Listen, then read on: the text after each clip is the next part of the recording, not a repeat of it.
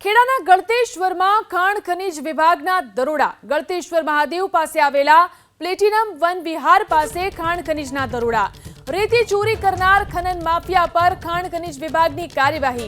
એક જેસીબી, એક ડમ્પર સહિત 40 લાખનો મુદ્દામાલ ખાણ ખનીજ વિભાગે જપ્ત કર્યો। ખાણ ખનીજ વિભાગની કાર્યવાહીના પગલે ખનીજ માફિયાઓની અંદર ફફડાટ જોવા મળી રહ્યો છે। बात करिए हूं तो बोलिशना अहवाल बाद खनिज माफियाओं सामे कार्यवाही यथावत छे। अहवाल बाद माफियाओं सामे कार्यवाही करवा प्रशासन मजबूर बन्યું। जूनागढ़ना માંગરોળના દિવાસા ગામે ગેરકાયદે પથ્થરોની ખાણ ઉપર પ્રશાસન ત્રાટક્યું। 3 ખાણમાંથી 9 મશીનો, 1 ટ્રક, 1 ટ્રેક્ટર ખાણ ખનીજ વિભાગે જપ્ત કર્યા। ખાણ ખનીજ વિભાગે 16 લાખ રૂપિયાનો મુદ્દામાલ જપ્ત કર્યો। કેટલા પથ્થરોની ચોરી કરાઈ તે દિશામાં ખાણ ખનીજ વિભાગે તપાસ શરૂ કરી છે।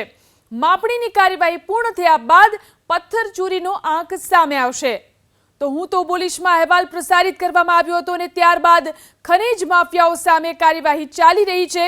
અહેવાલ બાદ માફિયાઓ સામે કાર્યવાહી કરવા માટે પ્રશાસન મજબૂર બન્યું। જૂનાગઢના માંગરોળના દિવાસા ગામની અંદર ગેરકાયદેસર પથ્થરોની ખાણ ઉપર અહીં પ્રશાસન ત્રાટક્યું અને 3 ખાણમાંથી 9 મશીનો, 1 ટ્રક અને 1 ટ્રેક્ટર સહિત ખાણ ખનીજ વિભાગે જપ્ત કર્યા છે।